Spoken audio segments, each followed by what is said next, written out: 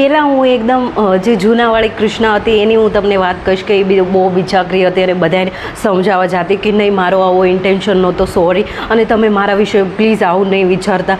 અને અત્યારે જે કૃષ્ણા છે એ બહુ આમ એકદમ બદલાઈ ગઈ છે કે એને કોઈનાથી કાંઈ ફરક નથી પડતો. કોઈ લોકો એવું કહે કે કૃષ્ણા તારી વાત જાણવા મળે, તો હું એમને કહું કે તમે એમાં હજી 2-3 વાર તો એડ કરીને બીજા લોકોને કહો, અને I don't care at all. અને મને કોઈનાથી કાંઈ ફરક નથી પડતો, તમે મારી કાંઈ બી વાતો કરો. અને અત્યારે હું એવી થઈ ગઈ છું કે आई एम लाइक कि जो लड़कियां ऐसी होती है कि समाज के जो रूल्स है और लड़कों की बातों पे ऐसे है करके हंसे और उनकी बातें ऐसे बिचारी होके माने, तो मैं किसी की बातें नहीं सुनती.